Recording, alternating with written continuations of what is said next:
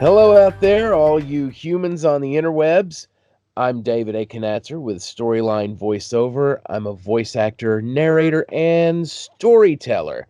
And I'm here with John Akers, author of The Infinet. How you doing, John? Hey, David, I'm doing good. How are you? Doing great. Before we dig into the meat and potatoes on your new book, can you give us just a brief account of your background and how you became a writer? Yeah, so I've been a what they call a user experience designer for about 20 years. So I work on software and hardware products, and I design basically what people interact with. The user interface. I help design that, try to make it easy for people to use, and make sure the team is building something that's functional for people. So that actually gets into a bit of your story, right? Yeah, I've always been interested in technology and, like I said, user interfaces and just where they're going in the future. And that sort of, that interest has always kind of been there for me and kind of prompted me to start writing a novel about the near future. Can you tell us just a little bit, just a little teaser of what we can expect from the Infinet? What kind of story do you have here? So it's set set in the near future. It's kind of a little bit ambiguous exactly how far, but it's not that far in the future. Most of the technology is stuff that you'll hear. You'll probably have heard about that they're working on stuff like self-driving cars and virtual reality, augmented reality displays, and that kind of thing. But looking forward, several years in the future, to where they're more robust and how they interact with each other. And also, more advanced technology like quantum computing, that sort of thing. And that's sort of just begun at the moment, but looking forward, let's say 15, 20 years or so, where that could be. Well, hopefully, without spoiling anything, having voiced this book for you, I can see we've got elements. You mentioned quantum computing, which I'd never heard of before. We've got artificial intelligence, we've got virtual and augmented reality, and you've used your knowledge of tech in Silicon Valley to bring all these elements together into this story. Realistically speaking, how much of a challenge do you think the human race will actually have in developing and controlling these things in a way that benefits humanity instead of just creating a host of new problems that we're not prepared for? That whole you can't put the genie back in the bottle thing. Yeah, so it's a huge concern for me. That's really the impetus for the book. My personal feeling is that the technology we're developing is becoming too powerful and too accessible, and that as a collectively we're going to be struggling to deal with that in a responsible manner. When you think about it, we've only had nuclear technology for 80 years, and all the close calls we've had with that. And then there's so much more being developed now. Things like like the quantum computing and things like gene editing and that kind of thing that could have permanent repercussions on humans if it gets used in the wrong way. So that was really the impetus for the book. Is it's sort of a apocalyptic dystopian story. So it's definitely got a bit of a pessimistic view on that, and it's part of a trilogy. So the first book, The Infinite, doesn't resolve everything, but it'll be pursued further in the next two books as well. Now, I've had a chance to go through all the characters here in the first book. Do you have a favorite out of this? I mean, I know you're writing from the point of view of the protagonist, Oresti Pax here. Is he your favorite, or is there somebody else in the book that, for one reason or another, kind of really resonates with you? Bits and pieces of the characters all resonate with me. If I had to pick just one, however, I would probably say um, Alethea. She's one of the people that had this secret society that's developing this quantum computer, and she's very idealistic, almost to the point of being somewhat naive, and that somewhat mirrors my own attitude in certain ways. But all of the characters have bits and pieces that I connect to as well. Where can we get your story? Where can we get a hold of a copy of the Infinet? Well, it's going to be on Audible in just a couple of weeks. and also pretty much everywhere, that you can get audiobooks. Distributed through a company called Findaway Voices, and they've got something like 40 different places. So, Apple Books, Google Play, Kobo, all of those, you can access it through there. You have any questions for me? I do. I was actually curious. This is our first collaboration, and I was curious, first of all, how you got into being a narrator. This is a new area for me. I did a lot of my publishing myself, except for when it came to trying to do an audiobook. I knew that was something I couldn't handle, and I'm curious as to how, you got into that and developed that skill. I've got, I guess, kind of a number of different creative streaks. I've always been interested in art and in music, singing in the past, a little bit of Indian flute, art, fascinated with comic books. At one time, I was really pushing to be a comic book artist. So I've always wanted to do something creative. Mhm. But a few years ago, I was part of a local radio show, and the hosts on there brought me on to write some commentaries and record for them. And so I got into that, and they introduced me to Joe Lesh, who is an amazing guy, award-winning uh, voice actor, coach, all around voiceover professional.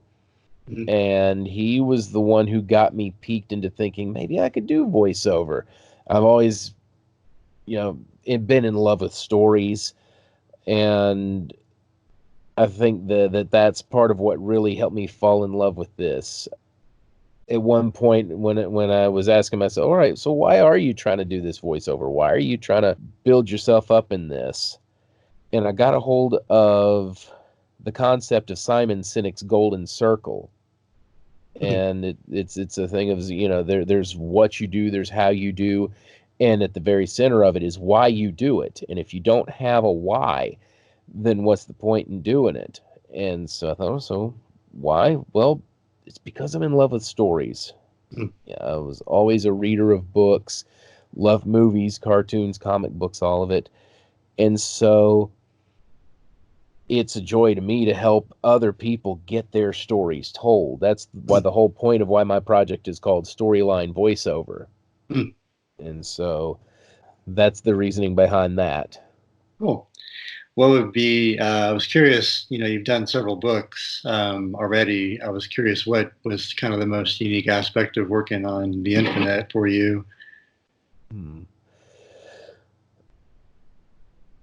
I would say, working with you, John, I think you've had the clearest concept, I think, of what you wanted to hear out of your audio book. Um, I've had a lot of leeway with other authors Mm. in how to present. There's a lot you gain from the text, of course, and of course you submit that, and the author either likes it or he's like, I don't know, what if we try this? I Hmm. think you had a really concrete idea from the very beginning of exactly what you wanted with this, and I had told you during production that working with you was like having a director, for an actor who would be on stage or screen. Yeah. So I think that's been one really distinctive thing with this project. Okay. Yeah. Hopefully, not too much of a control freak, but a director in a good way.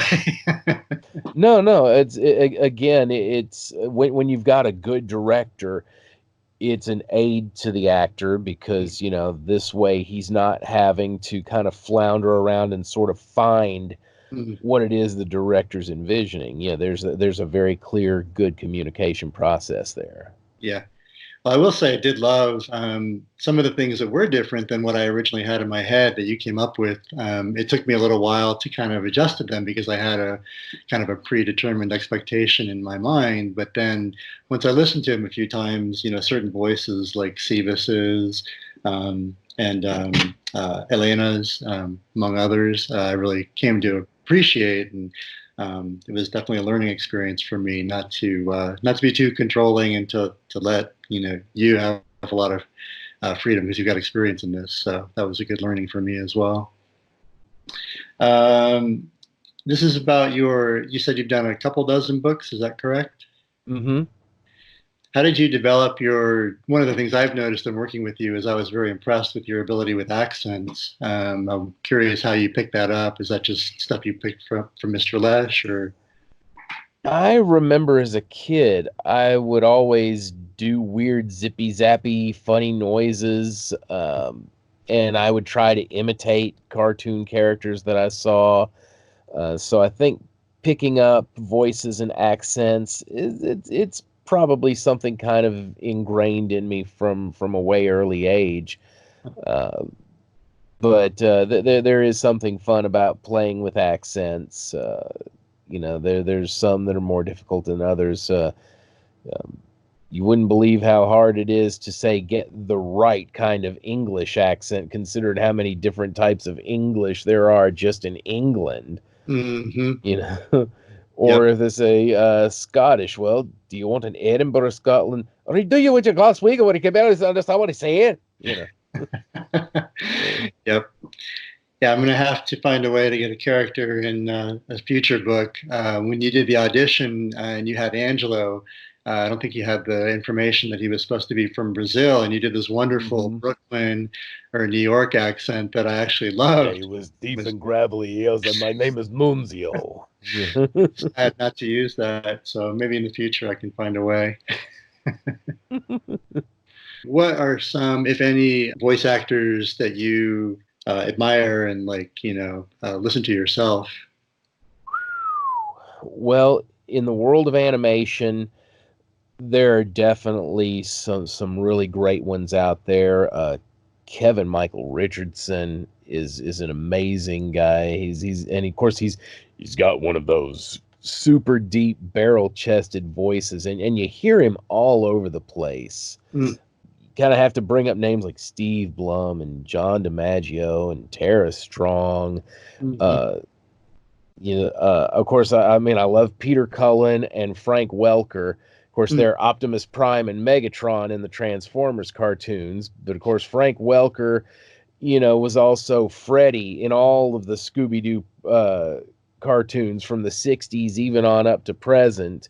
And of course, Peter Cullen has done a number of things besides Optimus Prime. A lot of them you may not recognize right away. And you're like, why does that guy with a deep voice sound so familiar? Uh, okay. and of course, of the folks that I've actually met in the industry, of course, Joe again is really great. Christy Bowen, who heads the Tennessee Voiceover Exchange, and Chris Tom, the two of them run that. Christy is also one of the co-heads of the VO Atlanta conference that's coming up this year, so she's always busy, not just doing her own voiceover business, but really trying to help the industry thrive and trying to help other voice actors succeed. So, Mm, it's great. I think that's all that I had. okay, all right, well. Then I think that covers just about everything. If you like what you've heard about the Infinet, then check out johnakers.com. There's a dash there, john-akers.com, and support John by buying his book or his audiobook at the suggested retailers. If you like what you've heard from me, then check out storylinevoiceover.com or look up David A. Knatzer on Findaway or Audible.